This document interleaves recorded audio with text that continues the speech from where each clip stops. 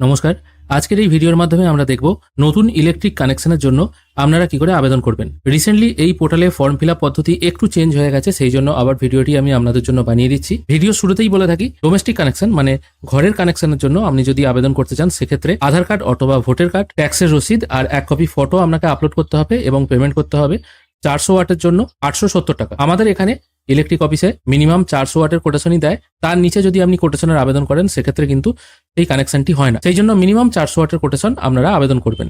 আপনাদের এরিয়ায় minimum quotation কত টাকার আছে সেটা আপনারা আপনাদের ইলেকট্রিসিটি কাস্টমার সেন্টার থেকে জেনে নেবেন। আর কমার্শিয়াল কোটেশনের জন্য আপনারা যদি আবেদন করেন সেক্ষেত্রে আপনাদের 1 কপি ফটো, আধার কার্ড বা ভোটার কার্ড এবং ট্রেড লাইসেন্স আপলোড করতে হবে। সেক্ষেত্রে খরচটা একটু বেশি পড়ে, সেটাও মোটামুটি কত পড়ে সেটা কিন্তু এখানে একটা কোটেশন ক্যালকুলেটর আছে, সেখান থেকে দেখে নিতে পারবেন। আগের অনেক ভিডিওতে অনেক দর্শক বন্ধু কমেন্ট করেছিলেন ঘরের কানেকশনের জন্য যে 870 টাকা বলছেন ওটাতেই কি কানেকশন হয়ে যাবে নাকি এক্সট্রা আরও টাকা দিতে হবে। না, এক্সট্রা আপনাকে অতিরিক্ত কোনো টাকা দিতে হবে না। 870 টাকাতেই আপনার কানেকশন মানে বাড়িতে মিটার বসে যাবে এবং সেই মিটার বসে গেলে আপনি ওখান থেকে আপনার বাড়িতে আলো জ্বালাতে পারবেন এবং তারপর যেমন বিল হয় মাসে মাস বা 3 মাস অন্তর সেরকম বিল হবে। অতিরিক্ত টাকার কিন্তু কোনো রকম ব্যাপার নেই। এবার হ্যাঁ, অতিরিক্ত টাকা কখন লাগে, যদি দেখা যায় আপনার বাড়ি থেকে মানে যেখানে মিটারটি বসবে সেখান থেকে আপনার ইলেকট্রিকের পোস্টটি 20 গজ বা 22 গজের বেশি দূরত্বে অবস্থিত, সেক্ষেত্রে যদি এক্সট্রা তার লাগে সেই তারের টাকাটা কিন্তু আপনাকে দিতে হবে। মানে ওই 870 টাকার মধ্যেই 20 বা 22 গজ তার কিন্তু আপনি পাবেন, ওটা কিন্তু আপনাকে কিনতে হবে না। মানে সার্ভিস তারের কথা বলছি। 20 বা 22 গজের বেশি দূরত্বের যদি তার লাগে সেক্ষেত্রে ওই এক্সট্রা তারটা আপনাকে কিনতে হবে। এটাই হচ্ছে অতিরিক্ত টাকার ব্যাপার। আর পোস্ট আর বাড়ির দূরত্ব যদি কম হয় তাহলে তো আপনার কোনো অসুবিধা নেই। আর দ্বিতীয় কথা আর একটা বলে রাখি, অনেক ক্ষেত্রেই আমি দেখেছি বাড়িতে মিটার বসাতে এসে যারা ইলেকট্রিক মিটার বসাতে আসে আর কি, তারা একটু জোর জবস্তি করে, এরকম বলে যে আমাদেরকে 500 টাকা দিতে হবে, না হলে কিন্তু আমরা মিটার বসাবো না। এরকম কিন্তু কোনো ব্যাপার নেই। অনেক গরিব মানুষ বা দরিদ্র মানুষ আছেন, তারা হয়তো জানেন না, তারা হয়তো মনে করেন কি কোটেশন যেমন করেছি সেটা তো আলাদা টাকা দিতে হয়েছে, এবং যারা বসাতে আসবে তাদেরকে মনে হয় টাকা দিতে হয়, তারা না হলে বসাবেন, এটা কিন্তু ব্যাপার নয়। তারা কিন্তু ইলেকট্রিক অফিস থেকেই আসে, তাদেরকে ইলেকট্রিক অফিস থেকেই পাঠানো হয় আপনার মিটারটি বসানোর জন্য। তাদের কিন্তু কোনো টাকা নেওয়ার নিয়ম নেই। তাও তারা গরমকালে ধরুন পোস্টে উঠে কাজ করছে, আপনার বাড়িতে হয়তো গরম রোদে কাজ করতে আসে, সেই জন্য তারা হয়তো আপনি এটা বলতে পারে আপনি খুশি হয়ে যদি কিছু দিতে চান দিতে পারেন, এটা বলতে পারে। জোর জবরদস্তি করার তাদের কিন্তু কোনো রাইট নেই। কিন্তু তাও আমি এরকম অনেক রিপোর্টই শুনেছি কারোর কাছ থেকে জোর করে 500 টাকা 1000 টাকা এরকম করে তারা কিন্তু নিয়ে গেছে। এটা কিন্তু ঠিক নয়, এটাও আপনাদের জেনে রাখা দরকার। নতুন আবেদন করার জন্য আপনারা WBSEDCL এর অফিসিয়াল ওয়েবসাইটে চলে আসবেন। এখানে আসার পর অ্যাপ্লাই ফর নিউ কানেকশন বা অ্যাপ্লাই নিউ কানেকশন এটির উপর একবার ক্লিক করবেন। এখান থেকে আপনারা ডোমেস্টিক এবং কমার্শিয়াল উভয় ক্ষেত্রেই আবেদন করতে পারবেন। আর যাদের 4 ফেজের কানেকশন দরকার হয়, মানে স্যালোর ক্ষেত্রে বলুন বা বাড়িতে কোনো মেশিন চালাবেন বলুন, বড় মেশিন আর কি, তাদেরকে আমি বলবো তারা যেন অফিসে গিয়ে যোগাযোগ করে। অনলাইনে করতে যাবেন না, অনলাইনে করলে কোনো কিছু মিস্টেক হয়ে গেলে আপনি কিন্তু টাকাটা ফেরত পাবেন না।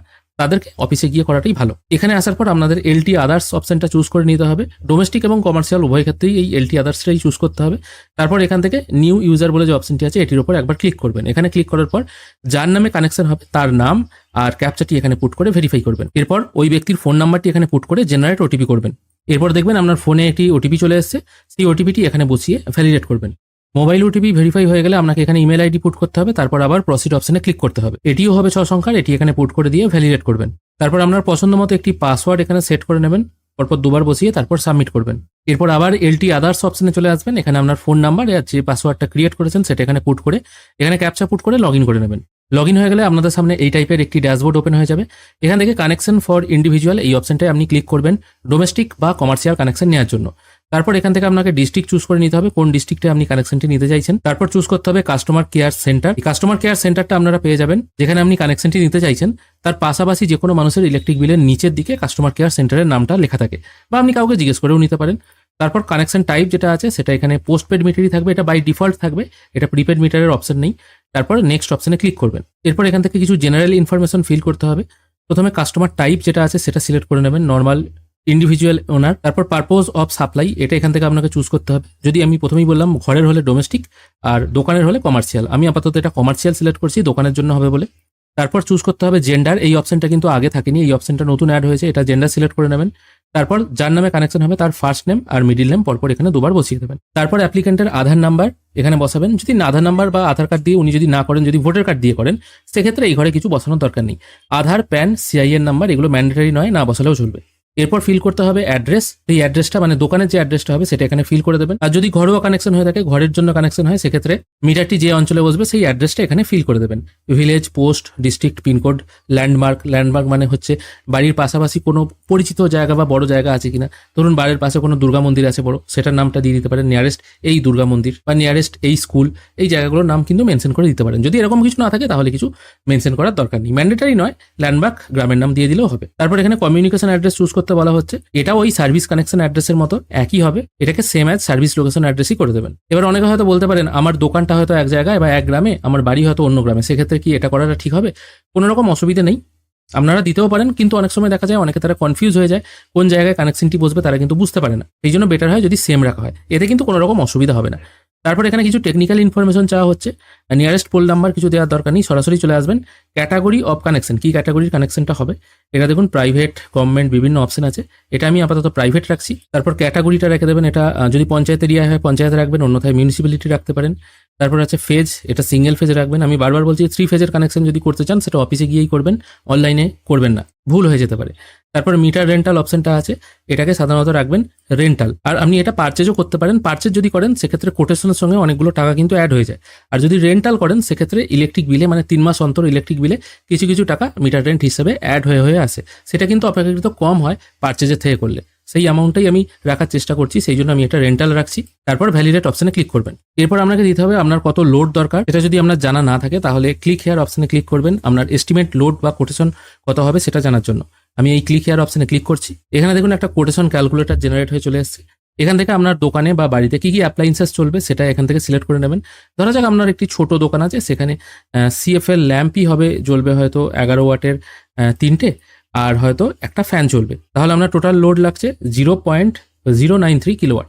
এত কম লোড দিলে কিন্তু হবে না, আপনাকে মিনিমাম 400 ওয়াটের লোড নিতে হবে। কারণ এখন বিভিন্ন কাস্টমার সেন্টারে এটাই নির্ধারণ করে দিয়েছে, মিনিমাম লোড 400 ওয়াট নিতে হবে। কোনো কোনো জায়গায় 300 হতে পারে, কোনো কোনো জায়গায় 500 হতে পারে, এটা বিভিন্ন লোকেশন ওয়াইজ নির্ভর করছে। এত কম লোডে দেবে না, সেই জন্য মিনিমাম এটা আমি 400 করে নিচ্ছি। খেয়াল করে দেখুন, এটা 0.04 কিলোওয়াট হয়ে গেল। তারপর এটা টাইপটা আমি দিচ্ছি কমার্শিয়াল। ডোমেস্টিক হলে ডোমেস্টিক রাখবেন, কারণ আমি আগেই বলে দিয়েছি ডোমেস্টিক হলে 400 ওয়াটের জন্য 870 টাকা পেমেন্ট করতে হয়।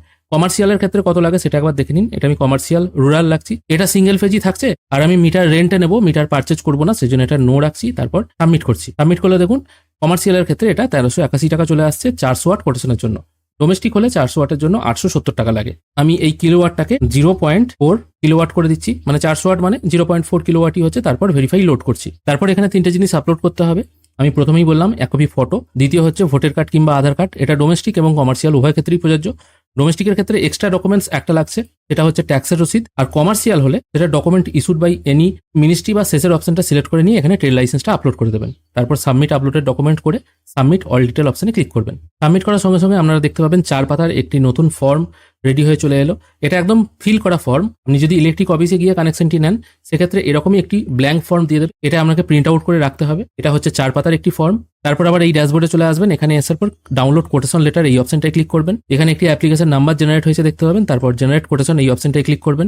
এখানে ক্লিক করার পর ডাউনলোড কোটেশন লেটার এই অপশন একটা ওপেন হয়ে যাবে। ওখানে ক্লিক করলেই আপনারা দেখতে পাবেন আপনার নামে কোটেশন রেডি হয়ে গেছে।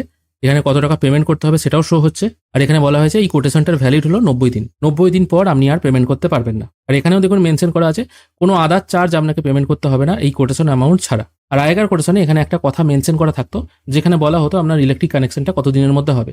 এখন কিন্তু কোটেশনে এই কথাটা মেনশন করা থাকে না। এবার তাহলে কত দিনের মধ্যে কানেকশন হবে?